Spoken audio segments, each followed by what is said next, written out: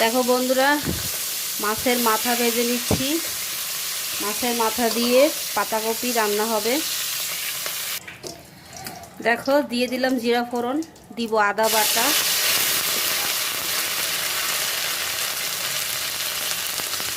হলুদ মরিচের গুঁড়া, লবণ। দেখো বাটিটা ধুয়ে জল দিয়ে দিলাম। দেখো সুন্দর করে মশলাটা কষিয়ে নিলাম।